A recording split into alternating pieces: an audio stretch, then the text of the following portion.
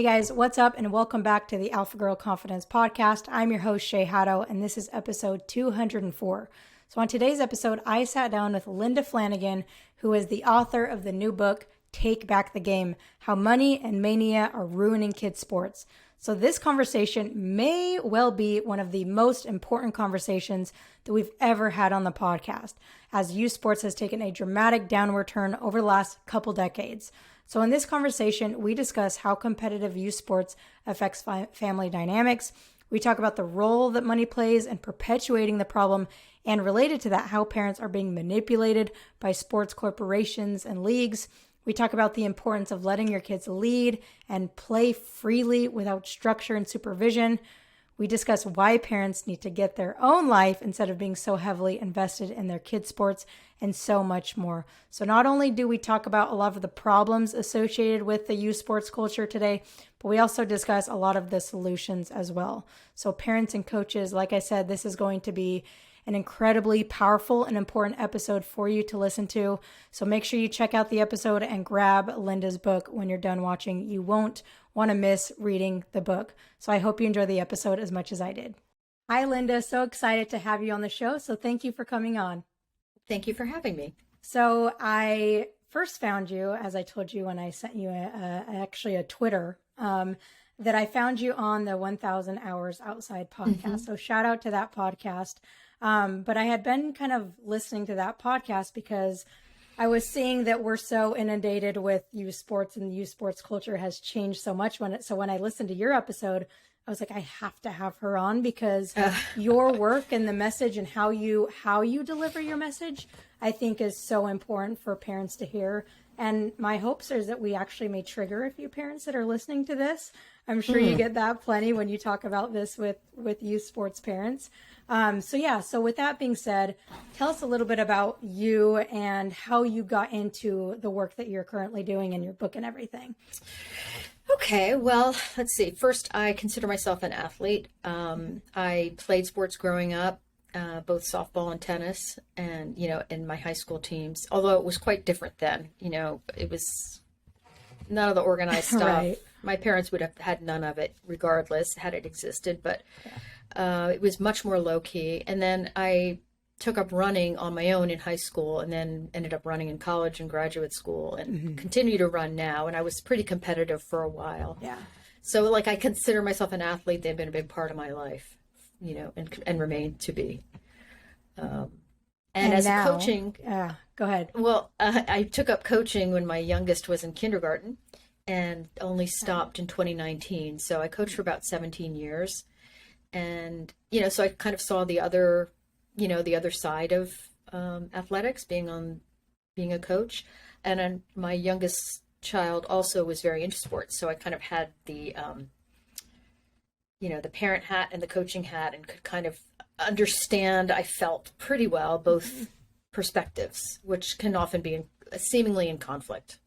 Yeah. So it's interesting. So I have your book right here. So people watching on YouTube, Take Back the Game, How Money and Mania Are I can't read backwards. Ruining kids' sports and why it matters. I'm like, I can't read like that.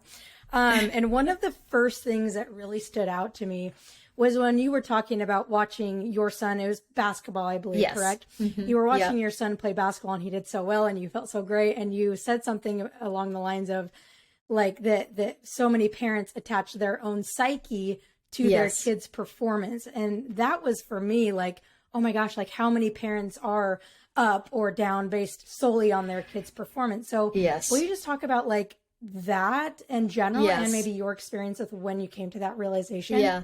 Well, I think, I had many realizations, and I felt it bothered me how much I cared, because this is he was, that particular story, I think he was in third or fourth grade, and he did really well. There we are sitting on the bleachers at the middle school gym and feeling wow, we have just arrived. Look at our son. He's so good. And he was good. He was very good, but he was only 8 or 9 years old. Big deal. Right. I mean, good for him. Great. It's nice to feel good about that. I'm proud of him. But it just was so disproportionate to what was really going on. And, on the flip side, when he didn't play well, it was kind of demoralizing, and it just felt odd to me. And I couldn't kind of square it with my own parents' view of sports and how I'd been raised with sports, which is like, these are a nice thing to do. They keep you busy, they keep you healthy. But, okay, that's not your real life. This is just a little part of life. And it just had taken on such a greater role in my own life. And I've recognized it in my own life. And I wondered why. And that's kind of why I started poking around and, wrote some stories, did a little exploring about it. And I also felt like there's a little bit of honestly, dishonesty or delusion on the part of parents about why we're doing this, why we're putting so much into it. Because honestly, it like really makes you feel good when your child does well, and that's great. Like, we should feel proud, Right. but it's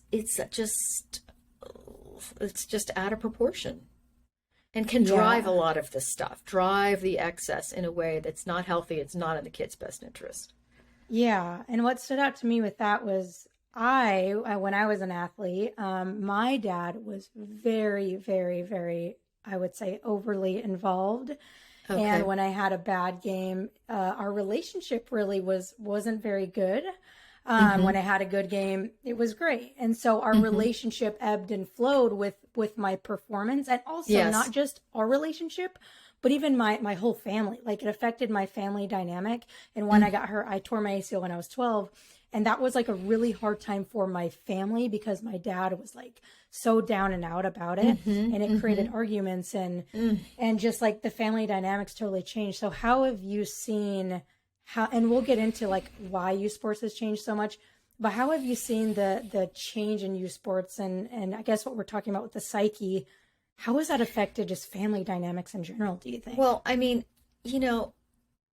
that's kind of remarkable when you think about it, like your father's reaction. I mean, he cared so much. Yeah. And he cared so much because it made him feel so great when you did well, and just, bummed out when you didn't. And then when you got hurt, like, oh my God, now what? Yeah, exactly. And, just how many months are you going to be like on the shelf? And I go into the book, I have a chapter about how we got here with parents, like what shifts have happened over the last, 30 years or so, or 40 years, where children have moved from, as the great journalist Jennifer Senior said, from our employees to our bosses. Ooh. And, so that they have become sort of the center of parents' lives, children. So like your experience of it, where your whole family was bummed out when you tore your ACL. There's been kind of a varied changes that have happened in, since the 70s, when there was a recession and parents began to worry about their kids' economic futures, and there was concern about stranger danger, that great worry about stranger danger, and exaggerated worry about it. So that pushed everyone into play dates. And then after Title IX was adopted and then really got enforced in the 90s with more gusto, suddenly there were all these girls wanting to play. So it was like a perfect opportunity for sports to take off. And it just became more, our children's performance became more a reflection of our moral worth as parents versus, say, my parents. So I'm older than you, Shay, and for my parents, they certainly loved me and my siblings, but it wasn't our athletic performance was not the determinant of, my value. Right. And also as an athlete, if that is their value, you also attach your value to your performance. Because for me, like subconsciously, it was when I perform well, I get more love. When I don't perform well, I don't get as much love. And then it's the whole identity is I'm just an athlete. Yes. So it really is like the identity of the athlete is not just with the athlete, but with the parent as well. Yes. That's that's so hard. That must have been really hard for you. And and my dad will probably listen to this, and we've talked about this before, and I've talked about it on other podcasts and just other stuff before. And we've had a conversation around it, and it's just like, I just was trying to help. Like, I didn't realize that, what I was doing was actually not good for us and not good for you. So the thing is like parents, they always have a good intention, but until there's some awareness around it, which is what we're bringing, then it's like, oh, like I didn't realize what I was doing was maybe harming my child or my own worth or even my family dynamics. Yes. Well, and then as you know, you say about your identity, then it also, it can just narrow your identity so much if everyone thinks of you as, and what was your sport? Soccer, basketball, mostly soccer. Okay, so you're the soccer player or you're the athlete and that's who you are. And it's so narrowing then. So when you do have a catastrophic injury, as you did, you're like, oh no, what do I do now? Yeah, who am I? Yeah, who are you? What, who are you? And especially if, if the whole family is like let down by this, that's really, really difficult. And that's many kids' experience, it's not unusual. I know. It's really wild. And then I can't remember the exact number, but in your book, you say that the youth sports industry is now worth 19 billion? Billion, yes. Billion with a B. $19 billion, which is more than the NFL, which is pretty insane. Yes. So you talk about over the last, you say, I think 20 years, that youth sports has taken a dramatic change. One of them being money. One of them being status and the stakes, right? And then the third being colleges and universities. Yes. So let's talk about the first one. Okay. So let's talk about money first. So $19 billion industry. I don't know where exactly we want to go with this, but in what ways do you feel like money has just played a huge part in this? Let's just have a conversation around it. I think one of the most interesting interviews I had was with a man who was involved at the creation of Disney's Wide World of Sports complex. Yeah. And that was built in 1997. And, it was just incredible to me because he just explained how Disney made a strategic business decision to build this sports complex because they recognized that they were missing out on the teenage cohort. So they wanted to find a way to draw teenagers to Orlando so that they would stay in the hotels and all of that, because that's where Disney makes the money, in the hotels and the parks. Right. And it turned out to be wildly successful, much more successful than they expected. And then after 9/11 happened and tourism declined, it didn't decline at the Wide World of Sports versus the other parks. So it was like, light bulb went off. This is we need to ramp this up. And other communities also saw this success of Disney's Wide World of Sports complex and then began to start building their own complexes. So now there are the number that's bandied about is there are 30,000 sports complexes in the U.S. now, where, tournaments are held and, teams are expected to travel all over the place to go play at the tournament in, sometimes the middle of nowhere, because the towns have built these to draw tourists. Yes. And I know the big thing I hear specifically soccer parents complaining about this all the time is that they have these, where a certain tournament, you have to stay in this hotel. So have you seen that? And what is that all about? I mean, I know it's about the money, but what is your take on that? Well, I hadn't heard that, but it doesn't surprise me because, the towns are very invested in these facilities being successful because they get tax revenue from them. Yeah. And the hotels want the business. I mean, it doesn't surprise me in the least, but it just shows you kind of what the underlying motivation is. I mean, the underlying motivation is to make money. And, say what they will about, your kid needs this to go to the next level or, again, wherever that is. There's always this emphasis on more, buy more, spend more, travel more. Mm-hmm. And then, you'll find your pot of gold. Right. And it's really not, that advice is not grounded in your child's developmental interest. No. It's grounded in the desire to make money. And that's, I think, one of the biggest reasons why I wanted to have you on, because the reality is that parents are being manipulated in a lot of ways, being told that, you have to play for this kind of league if your kid wants to go to college, you have to attend this tournament, you have to go to this showcase, you have to hire this trainer, all of these things that you have to do or else you'll get left behind. Like Yes. that's a term that's used all the time. Is you're going to fall behind. You're going to get left Yes. behind if you don't do Yes. this thing. Yes. Which, I think is just the saddest thing because, there's this wonderful book I refer to in my book called Late Bloomers about, how our culture is so organized around or so excited about early achievement. We celebrate the early achievers, the little rock stars when they're 12 and 13 and movie stars and, the little athletes. Tiger Woods, was he on the Today Show at age 5 or something? Like we celebrate them, and there's been this pressure then on younger and younger for kids to achieve and achieve big at younger and younger ages, and it's just so detrimental to kids. And I've seen this as a coach, like the young people I coach, that they feel like, oh my God, if I'm not captain, if I'm not this, it's like, oh, the end of the world. And Yeah.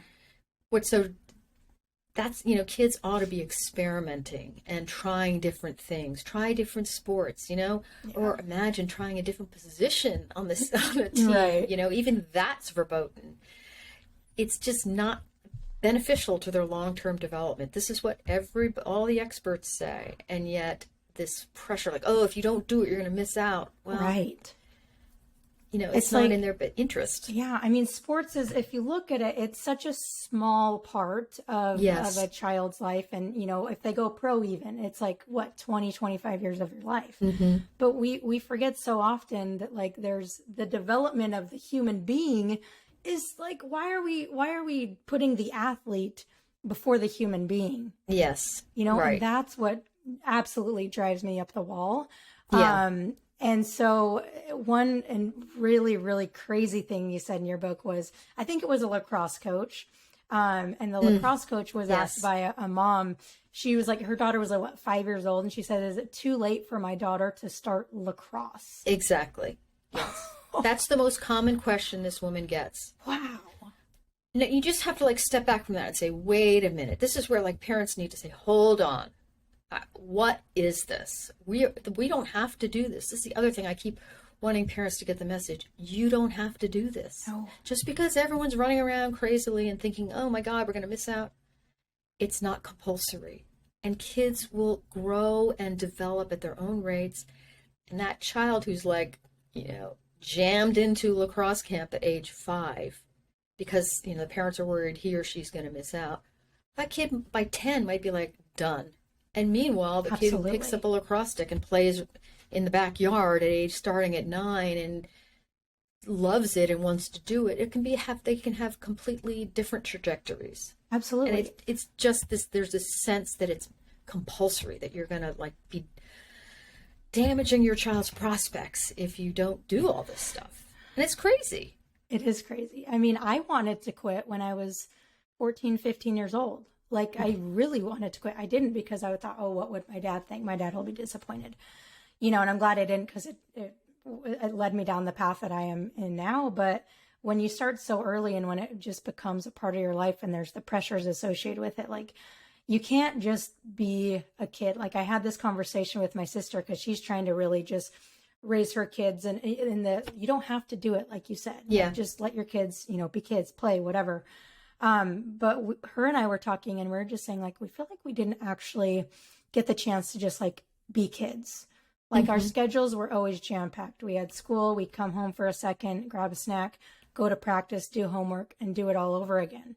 And granted, my childhood was awesome, but every day after school, I remember specifically saying, I wish I could just be a kid and play. I wish I could go hang out with my friends, go ride my bike, go do anything. And I feel like now it's like a badge of honor if your kid is busy and they have a packed schedule. It's like what? So let's talk about free play versus like the structured play and how that's also changed and how that's not necessarily the best thing. Well, I mean, that's the other, there's so many ironies in this, that free play, and the expert on this is Peter Gray, who's at Boston College. Okay. And, he's written about how it's in free play that kids really learn. If you care about learning, it's when they're together and there's not some grown-up standing around, like, reminding them of the rules.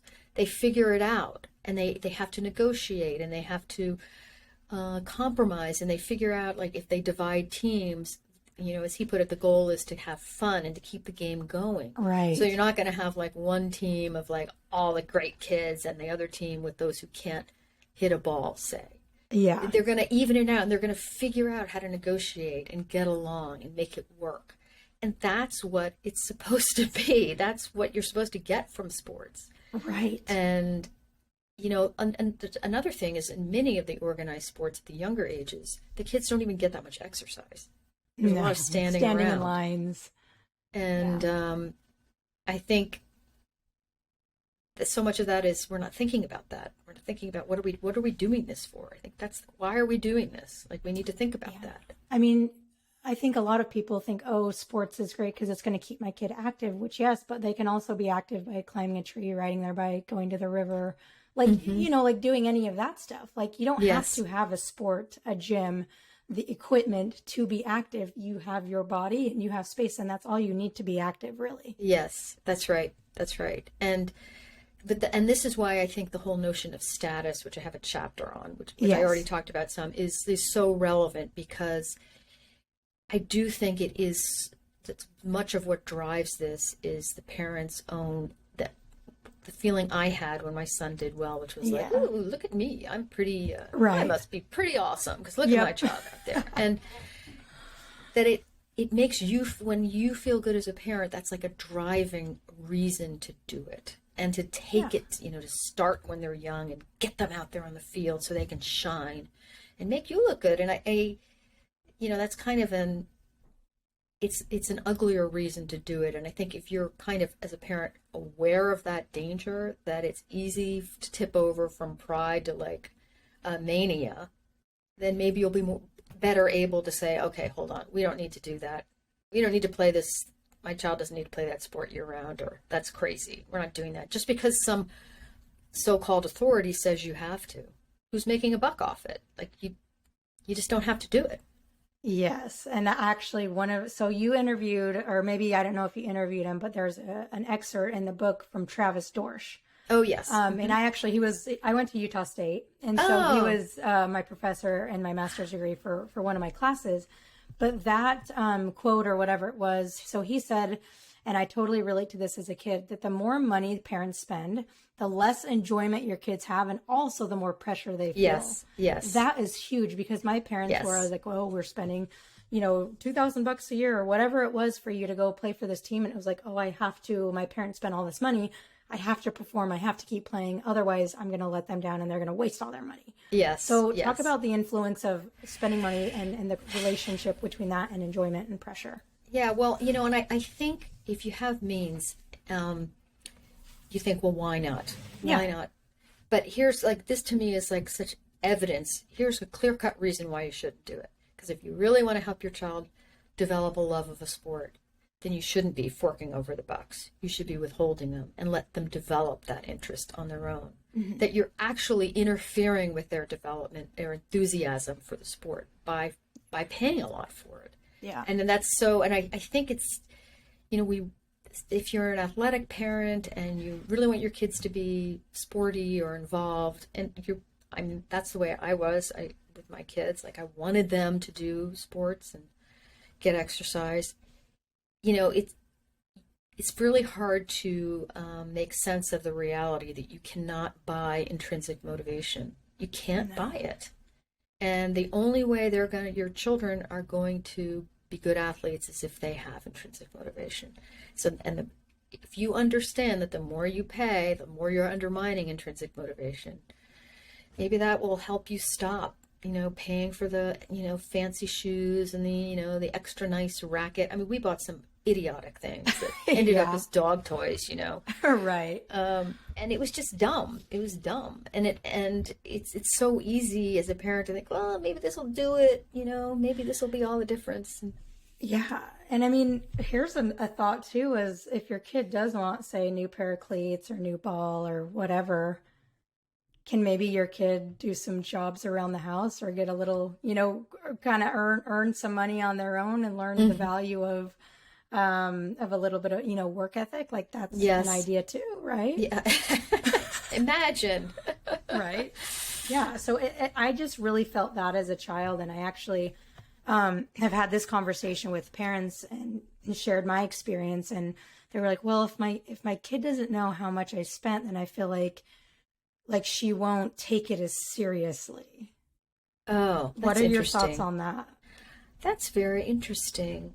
Like if there's money behind it, she's going to try harder, kind of thing. Okay, but see, that's just not, no. But that's not intrinsically motivated. Like No, it is not. About. Then they're doing it to satisfy you, you know? Yes. They're doing it because not for their own reasons, but to satisfy your reasons. It's entirely backwards. You know, it reminds me a little bit of the idea of like, well, if I join a gym, if I pay $500 a month or whatever to join this gym, I'm going to have to go because I paid it. And like, that does not generate intrinsic desire to exercise. No, it works just for doesn't. Maybe a week or two, you know? Yeah. And then you're like, oh, I'm good. I've never heard of that before. And I think that's not the right way to get your kids to be interested in sports. Honestly, I mean, it's just like, look at the data. It just doesn't help.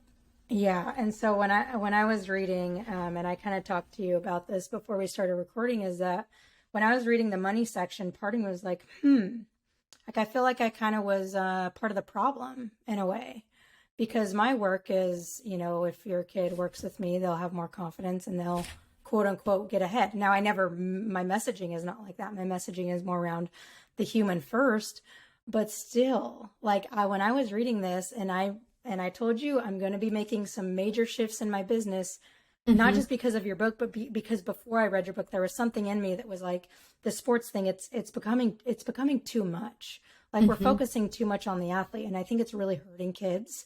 And so that was something for me that I just want to express to you and to people listening that I understand that maybe I was unknowingly part of the problem in a way. Well, yeah, it's funny. I've heard that from other people too. And I think, you know, you can also be part of the solution if you're helping kids develop a fuller sense of themselves and help them recognize that they're not only a soccer player or a lacrosse player, that and then it's okay to not be confident all the time. I mean, I think, you know, sports psychologists are often hired to help kids, you know, be tougher out there or something, or be resilient. And, you know, if you can be an influence that encourages compassion and kindness to themselves, I think, and understanding that they're more than just an athlete, I think that's a service. Yeah, because I mean, I definitely started out, you know, it was, I'm going to help your daughter become a confident athlete. And then over the years, it's more, no, it's a confident person, and the athlete is second. The athlete is second. It's the cherry on top. But it really is just going back to the whole money thing. You know, I think it's important because I have had plenty of parents who come to me and say, will you work with my daughter?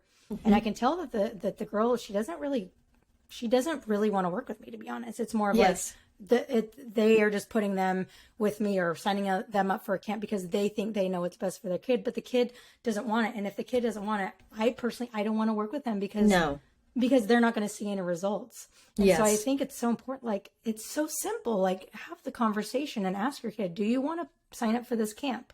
And it's like with no strings attached. Like, if you do, great. If you don't, just as great. Yeah. So I think it's just having that conversation with your kids. Yes. Well, I mean, that's you know, if you read the Aspen Institute Sports and Society program, puts out so much great information, and they came out with 8 principles for youth sports. And the first was ask your child what he or she wants. Like, it has to come from them. And that's what's missing in all this is it's the parents hiring you because they think their child needs it, but not because the child says, hey, I could use some help. And then also, in a way, sometimes if the parent is just like, oh, I think you need this, they're like, oh, I have a problem. Yeah. You know, like there's something wrong with me. And I always try to phrase it like, hey, there's nothing wrong with you. There's absolutely nothing wrong with you. Yeah. But it is like, oh, I didn't know I had this problem that I remember you saying this in the book that, oh, now there needs to be adult intervention. Like my problem is severe enough to where now there's this adult intervention. Yes. Yeah. Because I had that experience here, you know, with parents like, oh, you know, what can I do to help my 8-year-old get faster? I'm like, get out of the way. Go just play. let him go have fun, and, you know, don't get the blocks out and tell him how to, you know, burst off the blocks faster. It's kind of crazy, Yeah. And I do think it signals to kids that like, we need an outside adult. We need the assistance of an outside adult to correct my problem because I'm not sufficiently motivated. A lot of kids are not motivated at a young age. I mean, they can grow into it, or they might not, and that's okay too. That's okay too. The point is I think is that we want kids and young adults and older adults to be moving and exercising, to make movement a part of daily life. Yeah. So that you have a healthy body and healthy mind, and all the wonderful advantages that go with exercise that become integrated into your life. It's not just to win a county championship when you're 14. Yeah. And also with me personally and my sister, it was like our only exercise for the most part was our sport. And we would want to go snowboarding or sledding, but my dad was like, no, because you can't afford to get hurt and get injured and not play. And so it was like just the sport. Like we weren't allowed to do some of those more dangerous, things because it would jeopardize your main sport. Exactly. Jeopardize the chance of a scholarship, especially as you get older. Don't jeopardize that, because then So with that being said, let's kind of talk about the stakes and status and college and university. I feel like those are very connected, very tied together. They are. I know we've kind of interplayed it already and kind of talked about it a little bit, but where do you see the most as far as like the status of youth sports and the stakes that, kids are faced with? Yeah. Well, I think, the status question really, it has stuck with me because I live in a community that's, well off and a lot of well-connected adults and, children at private school who have every advantage, not that they're all like thriving. I don't mean to suggest that they're just thriving, but that the idea for these families that the child needs to play a sport to get into college is, I don't really believe that's the motivation for it, because it doesn't make any sense. Because these kids with the right pedigrees and backgrounds and tutoring and all of that, they're going to get into a decent college. Maybe they get into a better college if they played a sport, but they're still going to do fine, and they have adult connections. So I've often felt that there's another motivation driving the youth sports phenomenon. And that's where I come to the idea of status, and also my own experience feeling irrationally up and down depending on how my child played. And, sports are so celebrated in our country.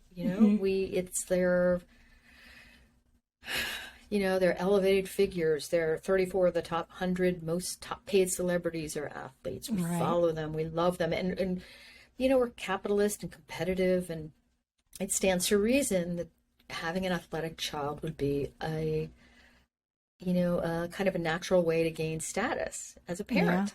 Yeah, right. And I don't think we're thinking about that enough as parents, about what are we getting from this, and let's step back and say for a minute and stop saying, well, she loves it, that's why we drive all over the place, or he's just wild about soccer, so we're spend every weekend apart. I just think there's more to it than that.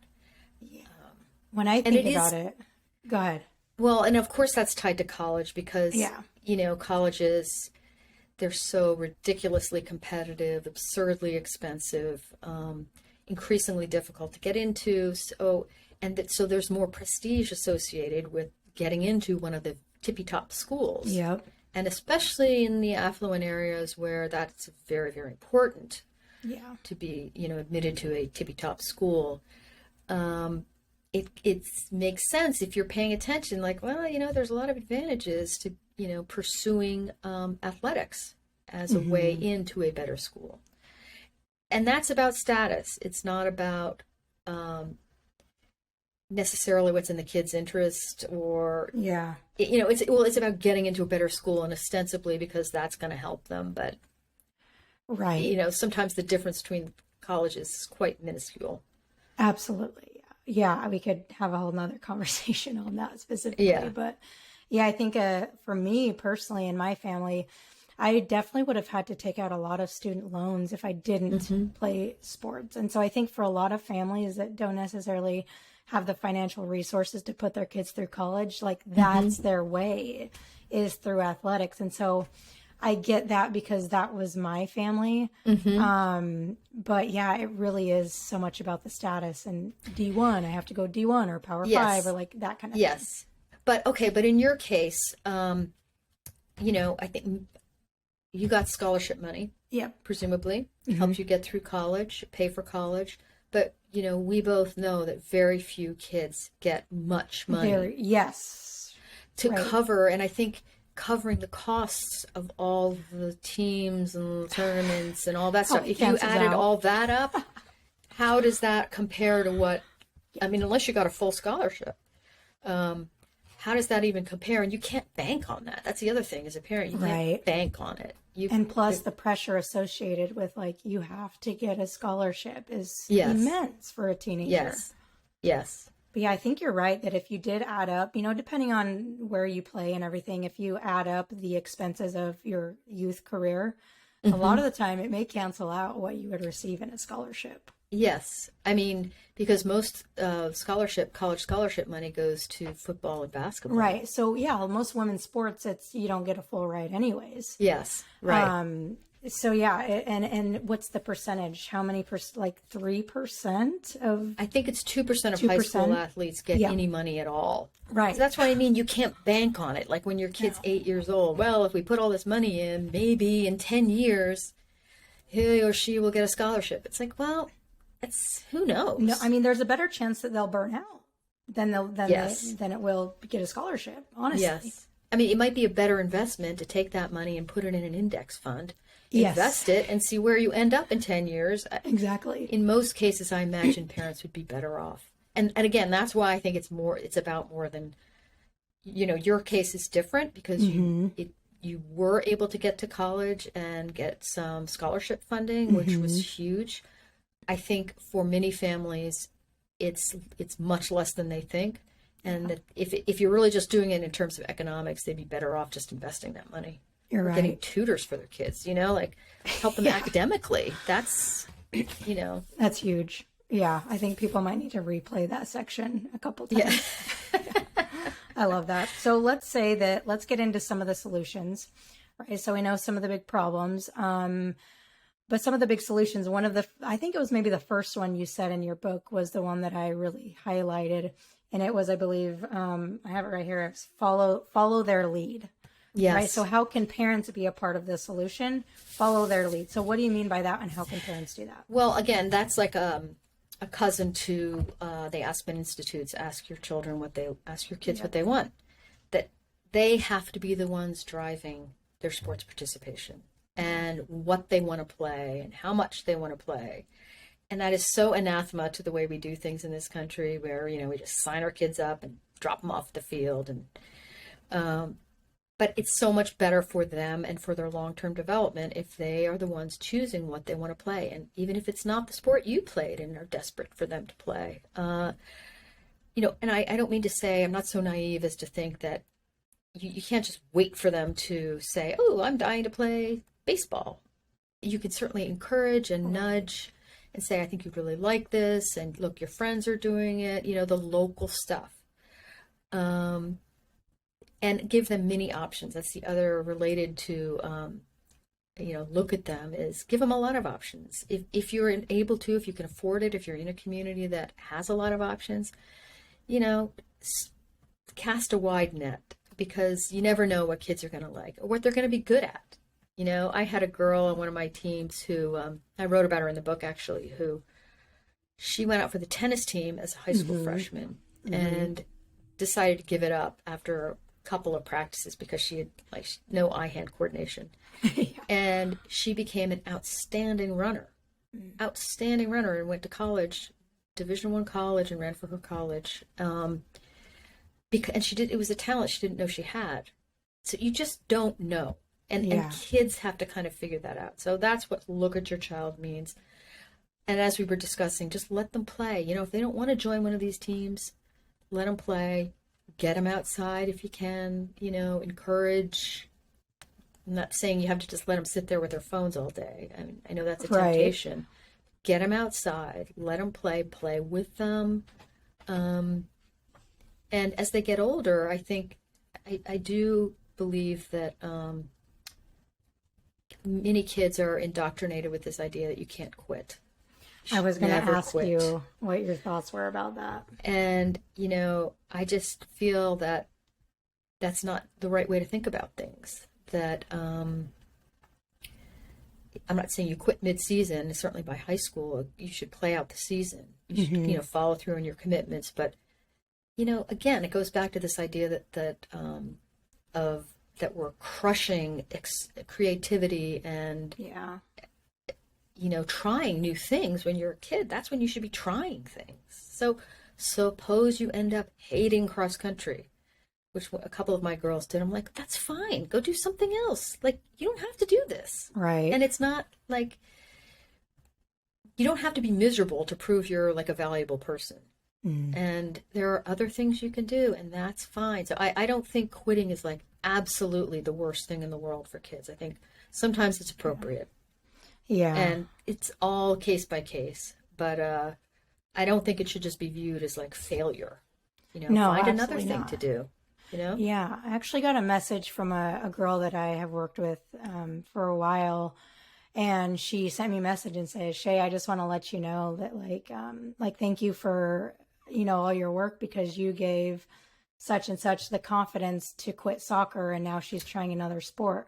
And for me, I would much rather receive that message, that a girl had a confidence to quit a sport, than, oh, That's you gave my kid a great. confidence to score 10 goals. Like, I don't care about that. I really don't. Yes. Yeah. And so it's like, yeah, like it is like, I think quitting takes a lot of courage sometimes. It does take it's much harder to say this isn't for me, and maybe I'm not that good at it, than it is Yeah. just go along and okay. So now would be a good time for a digression for a minute, if we could, about girls in sports. 'Cause remember I wanted Let's digress. and about this girl having the courage to quit, which is wonderful. One thing I observed as a coach is that, and I'm sure it's not true everywhere, but the girls I worked with, they were all extremely compliant. They would do whatever I said. Yes.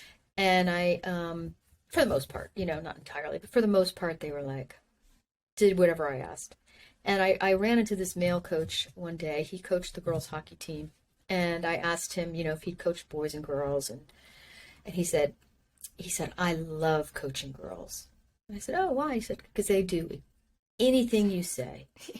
And that a little it kind of gave me the chills, because while as a coach you do want your kids to do what you say, you want them to comply and not give you a battle, I think it's so important for girls to be able to say, well, okay, no, that's not working for me. Or another example is like in running, certainly there are particular races. Maybe a girl really doesn't want to do the 400. Maybe she wants to do the mile.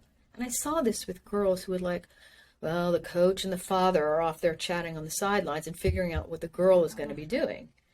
And that really bothered me, that I think girls need to be encouraged to speak up, to say no, and to assert what they want to do. Like this one girl, it just killed me. She really wanted to run the mile. And it's like, oh, nope, sorry, you're doing the 400.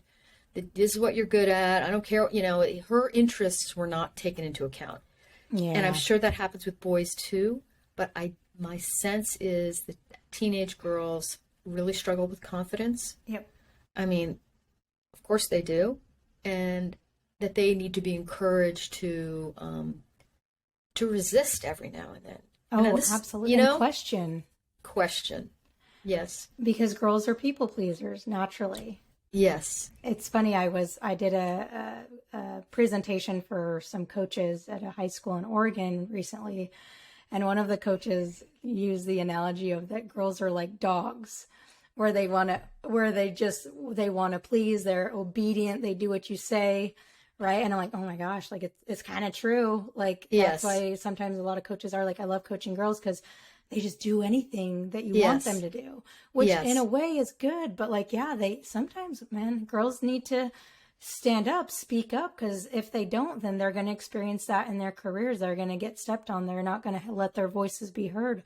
So I think it's important for girls to kind of make a stand sometimes. Well, and I think it's also how abuses happen. Exactly. Yeah. Because you're just going to, the coach, well, if the coach says I ought to do this, I guess I should, even if it doesn't feel right, or if is there a part of you that knows this is not healthy? I think it really is necessary, and I think parents should talk to their girls about this, that you need to look out for yourself also. And it's funny to say this as a coach because, of course I wanted the girls to do what I said. Yeah. But I also want them to be able to speak for themselves and assert themselves and have opinions about the sport, which is another topic we could go into about like inviting them in to participate in their own coaching. Like that's healthy coaching is getting the whole team involved. It's not just, issuing proclamations from on high. Yeah, I love that. And with the kind of abuse thing, I know you mentioned that with what can parents do. And I've heard this from a couple parents before where they're like, my daughter is getting, verbally abused by their coach, but the team is just so good and we don't have any other options. I'm like, oh, like nothing is worth staying in an abusive situation. Like, I don't care where you're at, like you have to get out. So talk about like, I know you say like, know the coach and just say no. And those are some of the other things. So talk about that a little bit as far as the parent side. Well, that's something I've come to realize that, the many parents are afraid of they don't want to be the complaining, but that parent, they don't want to be the crazy one always calling. And which, look, we coaches appreciate that because we don't want you to like question us about all our decisions, right? But what I have noticed is, and exactly what you're saying, that the parents who do object, it's about their kids' playing time. It's about whether they made JV or varsity. It's whether or not they got picked captain or if they got MVP. They do object, but it's about the wrong things. And when there are real issues that they should be objecting about, whether it's the kid is being berated or the practices or, they're like being punished in practice with, harsh physical exercise, where there's like a culture of cruelty. Yeah. Those are when the parent should speak up, not when, the kid gets, doesn't start. It's just, there's this disconnect. There's a time. And I don't care, like you say, it doesn't matter how good the team is. And often with the better teams, it's harder to speak up because they think, oh, but they're doing so well. And, I don't want to withhold the opportunity. It's like, no. Yeah, it's not worth it. It's not worth it. Here's a thought that I had a couple weeks ago. I wrote it on a sticky note, and I don't know if there's any truth to this at all, but I'd love to get your take on it. That sports, a lot of people think sports, yes, can help a girl become more confident. But what I've seen a lot lately is like, I wonder if sports actually is hurting a lot of girls' confidence because of maybe coaching or pressures of teammates and parents. Like, what are your thoughts on, do you think there's some validity to maybe sports is hurting? I think it's really dependent on the context. Yeah. It depends on the team and the coach. Absolutely. And the culture of the team. I think if it's a positive environment and the coach is, welcoming and encouraging of everyone and allows for improvement, all the good stuff that you and I know coaches should do. Yeah. That chances are good the child will develop confidence. However, as with your experience tearing your ACL, when you're really into sports and they're your whole life and then you get hurt and you can't play, that's going to crush your confidence and your sense of self. And I think when you're not a good athlete, if you're on a team and like you can't ever quite make it, you're never were able to make varsity, or you just can't in running, you can't bring your times down. Yeah. I'm sure that's not great for confidence. Yeah. Yeah. So it's not all good. It's not it's not all good. And I think that's what's been portrayed as it's just all good, but there really are. I've seen a lot of girls just get totally beat down by, whether it was like you said, not making teams or coaches or just the pressures of it. And I'm like, is it worth it? Yes. Yeah. So yeah, just a thought that I had. Yeah. But Well, I one think of that's the probably true for boys too. yeah, absolutely. Right. Yeah, so that's yeah, for sure both. One of my two favorite things that you wrote in your book about how parents can, help solve this is number one, to get a life. I love that one. And miss some games. So talk about Yes. like I feel like those are kind of, tied Yes, together. they're related. Yeah, Yes. talk about those two. Well, miss some games, I think, and having been guilty of like almost never missing my son's games. And it felt like, oh, I got to go see him. Yay, it's so exciting. Because again, it made me feel good to watch him play well. But, again, it's a reminder that this is their activity. It's not your activity as a parent. Like, if you miss some games, it's a little reminder like, hey, this isn't for me. This is for them. This is their sport, their activity. And also, like, so the child doesn't feel like they can't perform when you're not there. Or that they're performing for you. Yeah. Like miss some games. It is not the end of the world. And, you're also signaling to your kid, and this is the get a life part, is it would be so much healthier for all concerned if adults kind of had their own interests and own pursuits that were separate from their kids' games. Because as much as it's exciting to see them play well, we need to remember that it isn't our thing. It's their thing. And it's better for the kids to realize that it's their thing and that the parents there, how the parent feels about them is not dependent on how they play. Yeah. To your example. And many kids feel that. I mean, of course, many kids feel that, Totally. when parents are like upset or jubilant, depending on how the kid plays, they pick up on that. And just, if you can get your own life, it helps keep all of it in perspective too. Because it's so easy to feel like to think this is so important. And it just isn't. It's just not that important. It's really not. Yeah. I hope some parents maybe get a little triggered with that one, because if it does trigger them, it means like, oh, that's something I can look at. Because it's so true. I look back and yeah, it was like that. I knew that was my dad's life. Like when we stopped playing, I was like, oh, kind of worried about my dad. Like, what's he going to do now? It was his life. And so it really is so important for your kids to have more fun and for you to show them that, hey, this is your thing. Yeah. Like, go get your own thing. Yes. Yes. And I'm sure you probably had the thing before you had kids. Yes. So, yeah. Yes. Well, and I think about my own experience with sports, and running was the thing I've been best at. Yeah. And my parents had absolutely zero involvement in that. They had no involvement. They were happy for me and they were glad I did well, but they had no understanding of it they just know it was like, okay, well, Linda's going for a run. And I think that's so much better. It was my own initiative. It was entirely self-driven. And, I love this line a friend said to me. She played college lacrosse. And she said, if my parents had thought that they were responsible for my play, I'd have said, you're just not that important to the situation. I love that, because like you think, oh, it's all because of us, but it's not. It's because they want to do it.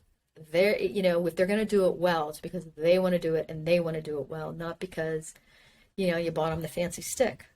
Yeah. Or you taught them everything you know. Yes. Whether they liked it or not. Yeah, I had no choice. I had no choice. Yeah.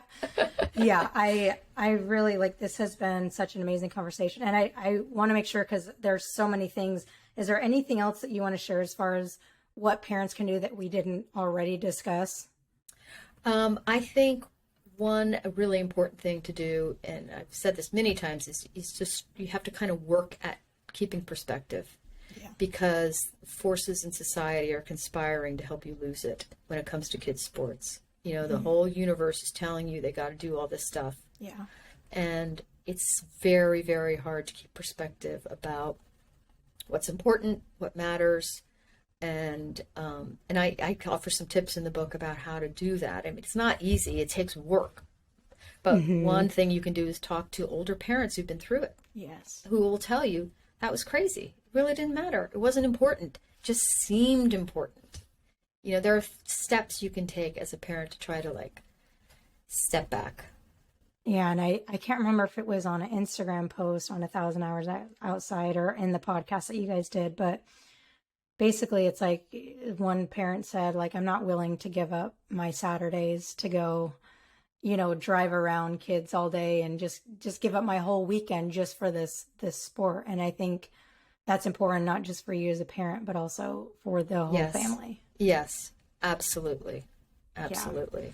So, Linda, where can everyone pick up this book? I got it on Amazon, but Yep. I know they can grab it other places. So Take Yep. Back the Game. I haven't finished it. I kind of did a quick speed read and then, but I'm excited to finish it. So where can people find it? It's a must. Well, as they say, anywhere books are sold, Yeah. it's available for purchase. And, I want to keep the conversation going. And anyway, I can be reached on Twitter. I'm at Linda Flanagan 2, the number 2. And I'm always happy to engage with readers about their interests or questions. Yeah. Well, thank you so much. Like this really, I could continue to go and go and go with you. There's know. so many things to dive into. So I really do, from the bottom of my heart, appreciate you, number one, sitting down with me, but also just your work in general. I think it's so incredibly important Thank you. for the kids, the athletes, and just youth sports in our country. Yeah. So thank you. And everyone, please pick up Linda's book. Like if you want to help your family and everything, I think it's a must. It's, I think, maybe the most important book that parents and families can read right now. Thank you. I appreciate that. So thank you. And make sure you go follow Linda. And Linda, thanks again for coming on. Thank you for having me, Shay.